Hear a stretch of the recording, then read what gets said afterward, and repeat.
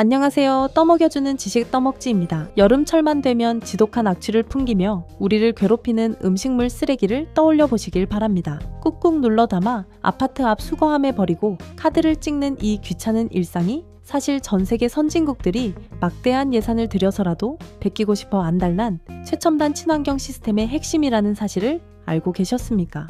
매립할 땅이 썩어 넘치는 미국과 미식의 나라 프랑스조차 수십 년째 해결하지 못해 골머리를 앓는 거대한 난제를 한국은 무려 98%라는 경이로운 재활용 수치로 완벽하게 짓눌러 버렸죠. 과거 쓰레기산에 파묻혀 숨조차 쉬기 힘들었던 최악의 환경 지옥에서 어떻게 전 세계가 줄을 서서 배워가는 압도적인 재활용 제국으로 군림하게 되었는지 그 치열한 생존과 놀라운 경제적 파급력을 떠먹여 드리겠습니다. 구독과 좋아요는 영상 제작에 큰 힘이 됩니다. 현재 대한민국에서 발생하는 음식물 쓰레기가 아무런 처리 없이 그대로 버려지는 비율은 단 2%에 불과합니다. 나머지 98%는 가공 공정을 거쳐 완벽하게 다른 형태의 자원으로 부활하죠. 하지만 불과 30여 년 전인 1990년대 초반만 하더라도 이 수치는 정확히 정반대의 양상을 보였습니다. 당시 한국의 전체 폐기물 재활용률은 아주 미미한 수준이었고 음식물 쓰레기를 따로 분리해서 배출한다는 개념 자체가 아예 존재하지 않았습니다.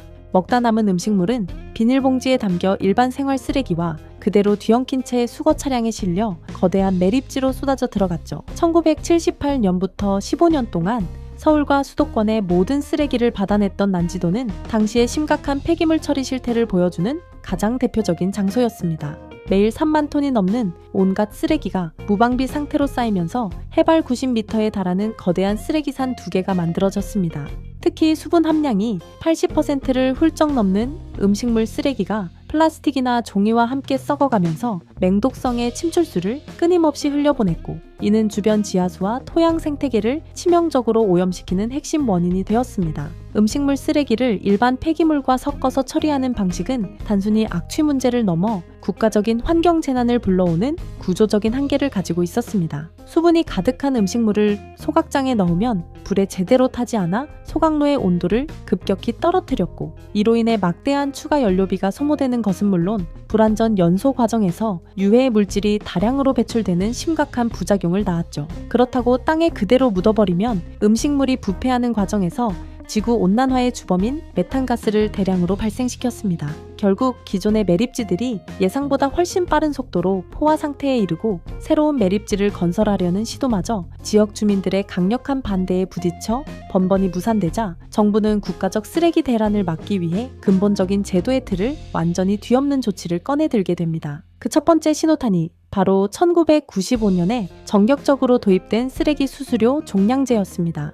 국가가 지정한 규격 봉투를 소비자가 직접 돈을 주고 구매한 뒤 그 안에 들어가는 부피만큼만 쓰레기를 버리게 만든 이 제도는 당시로서는 매우 과감하고 혁신적인 정책이었습니다. 그동안 아무런 비용 부담 없이 쓰레기를 내다 버리던 사람들에게 처리 비용을 직접 청구하자 일상생활의 행동 패턴이 즉각적으로 요동치기 시작했죠. 규격 봉투 구매 비용을 조금이라도 아끼기 위해 사람들은 쓰레기의 부피를 줄이려 노력했고 분리수거가 가능한 재활용품을 스스로 골라내기 시작했습니다. 종량제 도입 직후 1년 만에 1인당 쓰레기 발생량이 큰 폭으로 감소하는 가시적인 성과가 나타나면서 한국 사회는 폐기물을 국가적 차원에서 통제하고 관리할 수 있다는 강력한 정책적 기반을 얻게 되었습니다. 이러한 종량제의 성공적인 안착을 바탕으로 정부는 음식물 쓰레기 문제에 대해 더욱 직접적이고 강력한 통제망을 구축하기 시작합니다. 진정한 정책적 변화는 2005년 음식물 쓰레기의 직매립을 법으로 원천 차단하면서 본격적인 궤도에 오르게 됩니다. 수분이 포함된 음식물 쓰레기를 땅에 바로 묻는 행위를 국가 차원에서 전면 금지해버린 것이죠. 나아가 2013년에는 폐기물의 해양 투기를 전면 금지하는 국제적인 흐름에 발맞춰 그동안 먼바다에 버리던 음식물 폐수마저 투기를 완전히 차단해버립니다. 매립장으로 향하는 땅길과 먼바다로 향하던 바닷길 등 쓰레기를 저렴하게 처분할 수 있는 모든 퇴로를 법과 제도로 완벽하게 틀어막아 버린 것입니다. 땅에 묻지도 못하고 바다에 버리지도 못하게 되자 지방자치단체와 폐기물 처리 업계는 매일 쏟아지는 엄청난 양의 음식물 쓰레기를 소화하기 위해 어쩔 수 없이 재활용이라는 유일한 대안을 향해 모든 역량을 집중해야만 했습니다.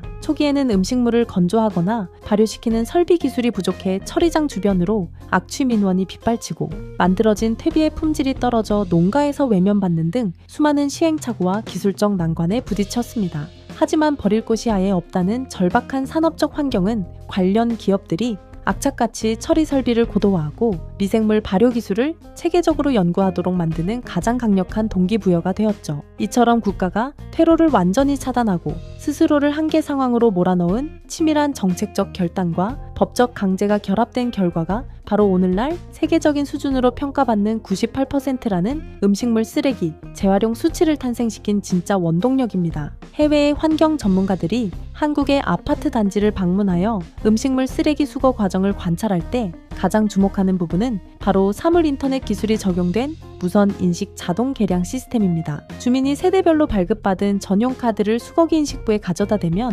잠겨있던 투입구가 열리고 배출한 쓰레기의 중량이 내장된 정밀 전자저울을 통해 1g 단위까지 정확하게 측정되죠. 이 계량 수치는 곧바로 환경부 산하의 중앙 데이터 서버로 실시간 전송되어 각 세대의 월별 아파트 관리비에 정확하게 첨부됩니다. 미국이나 유럽의 주요 대도시들이 여전히 커다란 공용 수거통에 모든 주민이 무작위로 쓰레기를 던져 넣는 방식을 유지하는 것과는 매우 대조적인 풍경입니다. 해외의 단순 수거 방식은 누가 얼마나 많은 양의 쓰레기를 버렸는지 개별적으로 추적할 수 없으므로 시민들이 자발적으로 쓰레기 배출량을 줄여야 할 경제적인 동기부여가 전혀 발생하지 않습니다.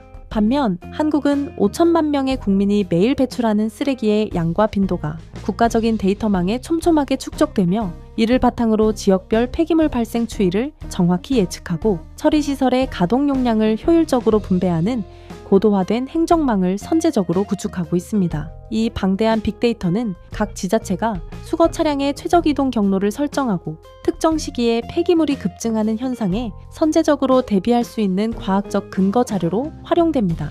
버린 무게에 정확히 비례하여 처리 비용을 지불해야 한다는 직관적인 경제 논리는 국민들의 일상적인 행동 양식을 근본적으로 바꾸어 놓았습니다. 쓰레기 배출 수수료를 단 몇백 원이라도 아끼기 위해 사람들은 음식물을 버리기 전 스스로 체에 받쳐 물기를 강하게 짜내고 염분이 섞인 국물을 하수구에 먼저 분리하여 버리는 습관을 들이기 시작했죠. 수분 함량이 줄어들면 쓰레기의 부피와 무게가 극적으로 감소하여 지불해야 할 비용이 낮아지기 때문입니다. 이러한 개별 가정의 자발적인 1차 전처리 과정은 국가 전체의 폐기물 처리 효율을 비약적으로 끌어올리는 아주 핵심적인 역할을 수행합니다.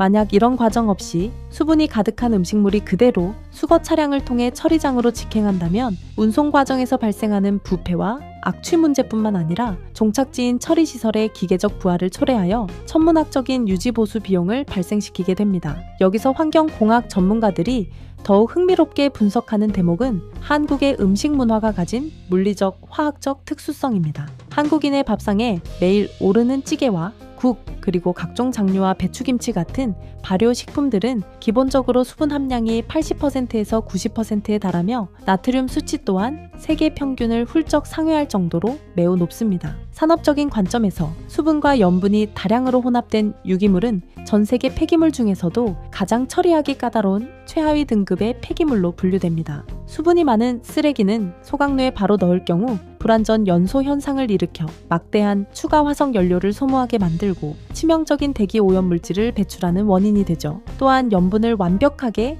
제거하지 않은 채 건조하여 가축의 사료로 만들면 동물들의 신장 시스템을 파괴하며 이를 퇴비로 가공하여 농경지에 뿌릴 경우 토양의 삼투압 현상을 교란하여 오히려 농작물을 말라 죽게 만드는 심각한 독성 물질로 작용합니다. 결국 한국의 폐기물 처리 설비 생태계는 이 까다로운 찌꺼기를 재활용하기 위해 세계 최고 수준의 기계적 탈수 기술과 화학적 염분 세척 공정을 의무적으로 개발해야만 했습니다. 섭씨 100도 이상의 고온 스팀을 이용해 나트륨 성분을 안전하게 분리해내고 1분에 수천 번 회전하는 강력한 대형 원심 분리기와 열풍 건조 설비를 동원하여 남은 수분 함량을 10% 이하로 떨어뜨리는 극한의 공학 기술이 매일같이 적용되고 있죠.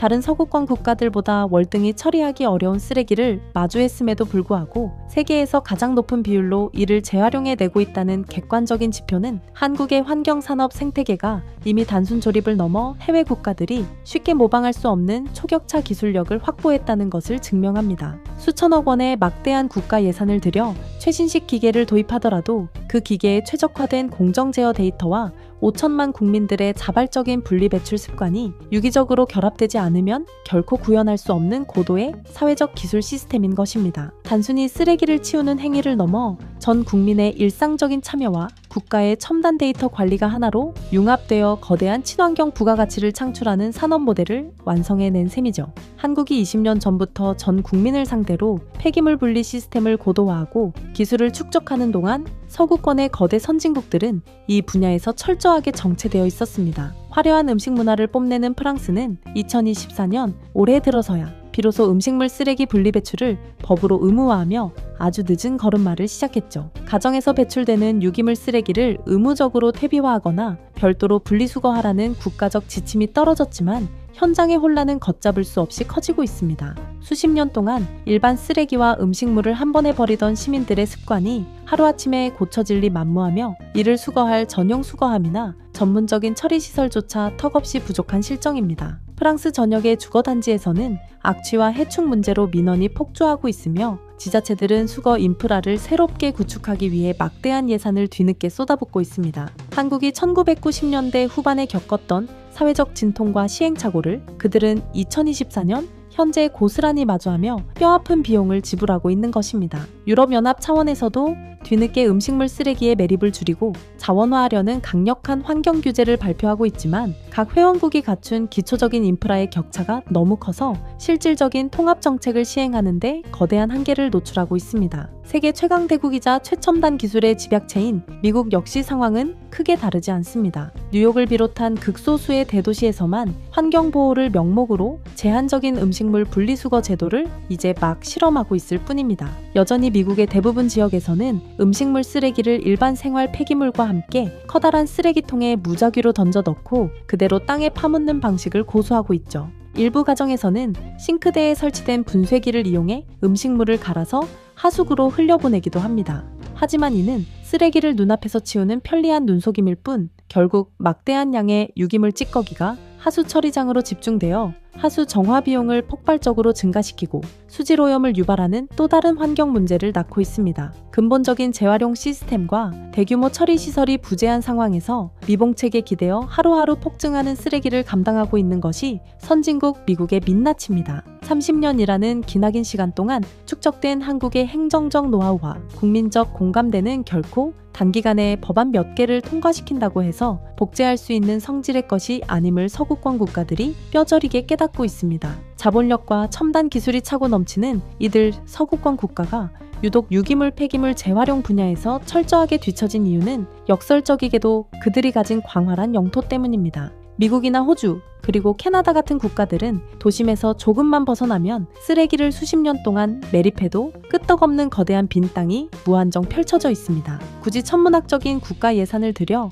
복잡한 분리수거 시스템을 구축하고 국민들을 불편하게 설득할 필요 없이 그냥 땅을 깊게 파고 묻어버리는 것이 경제적으로 훨씬 저렴하고 편리했던 것이죠. 기업들 역시 값싼 매립 비용 덕분에 폐기물 처리 기술을 연구하거나 설비를 고도화할 동기를 전혀 느끼지 못했습니다. 쓰레기를 처리하는 비용보다 빈 땅을 사들여 파묻는 비용이 압도적으로 저렴한 시장 구조 속에서 친환경 기술 투자는 기업에게 그저 불필요한 지출로 여겨졌습니다. 넓은 영토라는 자연의 거대한 축복이 국가 전체의 환경 기술 발전을 가로막고 혁신의 의지를 완전히 꺾어버린 치명적인 도구로 작용해버린 것입니다. 반면 국토 면적이 좁고 산지가 70% 이상을 차지하는 한국의 지리적 환경은 정반대의 결과를 낳았습니다. 엄청난 인구 밀도를 가진 수도권에서 발생하는 막대한 쓰레기를 묻을 땅조차 절대적으로 부족했고 새로운 매립지를 건설하려 할 때마다 지역 주민들의 거센 반발에 부딪혀 국가적 기능이 마비될 위기에 처했습니다. 한국은 생존을 위해 어쩔 수 없이 매립이라는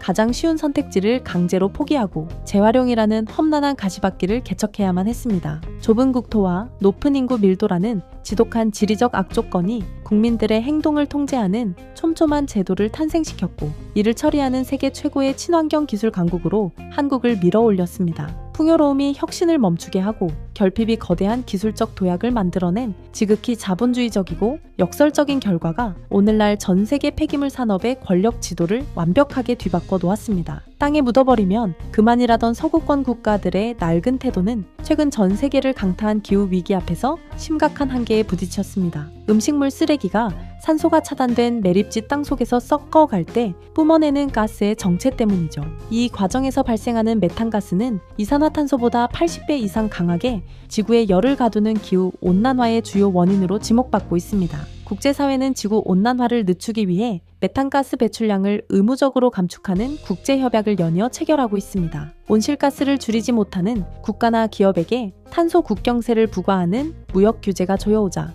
그동안 넓은 영토만 믿고 재활용을 방치했던 국가들은 큰 위기를 맞이했습니다. 이들은 대규모 예산을 편성하여 재활용 시스템을 구축하려 하지만 수십 년간 축적된 설비 인프라와 국민들의 자발적인 분리수거 참여 습관은 자본을 투입한다고 해서 결코 하루아침에 완성될 수 없는 영역입니다. 음식물 쓰레기를 땅에 파묻는 행위는 단순히 토양과 지하수를 오염시키는 것을 넘어 대기권의 온실가스 농도를 급격하게 끌어올리는 연쇄적인 환경 파괴를 유발하기 때문입니다. 선진국들이 막대한 자본을 보유하고 있음에도 기초적인 분리배출 인프라조차 갖추지 못해 정책적 딜레마에 빠져 있는 사이 한국은 이미 다음 단계의 산업적 도약을 준비하고 있습니다.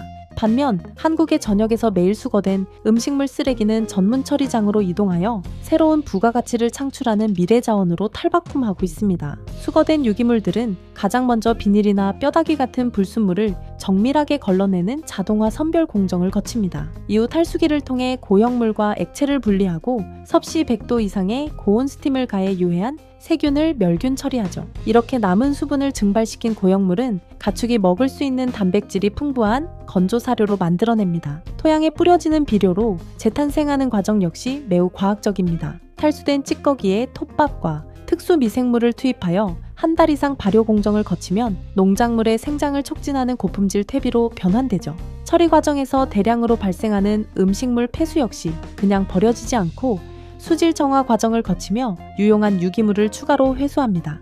버려진 찌꺼기가 다시 식량을 길러내는 밑거름이 되어 자원의 완벽한 순환고리를 이어가고 있는 것입니다. 이처럼 고도화된 물리적, 화학적 처리 공정은 초기 설비 투자 비용이 높고 운영 과정에서 세밀한 기술적 통제가 요구되지만 한번 시스템이 안정화되면 쓰레기 처리 문제를 해결함과 동시에 막대한 대체 자원을 생산하는 일석이조의 경제적 효과를 가져옵니다. 한국의 환경 기업들은 이러한 복합 처리 설비의 설계부터 운영까지 모든 과정을 데이터 기반으로 최적화하여 세계 시장에서 독보적인 기술적 우위를 점유하고 있습니다. 최근 가장 주목받고 있는 핵심 기술은 음식물 쓰레기가 썩을 때 발생하는 가스를 포집하여 첨단 에너지원으로 활용하는 바이오가스화 공정입니다. 과거에는 그저 악취를 유발하는 골칫거리였던 유기성 폐기물을 대형 밀폐 소화제에 가두어 혐기성 미생물로 분해하는 원리를 이용합니다. 산소가 없는 환경에서 미생물이 유기물을 섭취하고 배출하는 가스를 모아 불순물을 정제하면 고순도의 메탄가스만 따로 추출해낼 수 있죠. 이렇게 포집된 바이오가스는 발전기를 돌려 전기를 생산하는 데 사용되거나 인근 공단에 필요한 열에너지로 공급됩니다. 나아가 정제 과정을 고도화하여 시내버스와 청소 차량을 움직이는 수송용 연료로 투입되거나 일반 가정에 공급되는 도시가스 배관망에 직접 연결되어 난방과 취사 연료로 활용되고 있습니다. 버려진 쓰레기가 전량 수입에 의존하던 화석연료를 대체하는 막대한 지역 에너지 공급원으로 진화한 셈입니다. 에너지 자급률이 낮은 한국의 입장에서 버려지는 자원을 활용해 자체적인 동력을 생산해내는 바이오가스 플랜트는 국가 에너지 안보 측면에서도 매우 중요한 전략적 자산으로 평가받습니다. 특히 폐기물 처리 과정에서 발생하는 열과 가스를 지역사회로 환원함으로써 환경기초시설이 혐오시설이라는 오명을 벗고 지역 주민들에게 실질적인 경제적 혜택을 제공하는 친환경 에너지 자립 기반으로 탈바꿈하고 있습니다. 나아가 이 첨단 자원화 기술은 현재 비행기를 띄우는 친환경 항공연료로 변환하는 상용화 연구 단계까지 진입하며 에너지 시장의 판도를 바꿀 준비를 마쳤습니다. 전기 배터리로 쉽게 대체할 수 없는 대형 여객기들은 반드시 고효율의 액체 연료를 연소시켜야 하므로 국제 항공업계는 온실가스 배출을 줄이기 위해 친환경 대체 연료의 혼합 사용을 강제로 의무화하고 있죠. 이때 음식물 쓰레기 가공 과정에서 추출한 바이오오일은 기존의 원유를 정제한 석유 계열 항공유를 완벽하게 대체할 수 있는 경제적인 원료로 평가받고 있습니다. 우리가 매일 집에서 물기를 짜내고 악취를 참아가며 수거함에 버렸던 쓰레기가 기후위기 시대에 탄소 배출을 획기적으로 줄이고 새로운 산업적 수익을 창출하는 친환경 석유로 진화했습니다. 국가의 치밀한 환경 규제와 국민들의 묵묵한 실천이 30년간 맞물려 만들어낸 이 자원순환 시스템은 이제 대한민국을 미래 에너지 시장을 선도하는 강력한 환경기술 강국으로 이끄는 확실한 경쟁력이 되었습니다. 더 이상 쓰레기를 어떻게 버릴 것인가를 고민하는 차원을 넘어 버려진 유기물을 활용해 지구의 온도를 낮추고 글로벌 항공산업의 지속 가능성까지 책임지는 단계에 도달한 것입니다.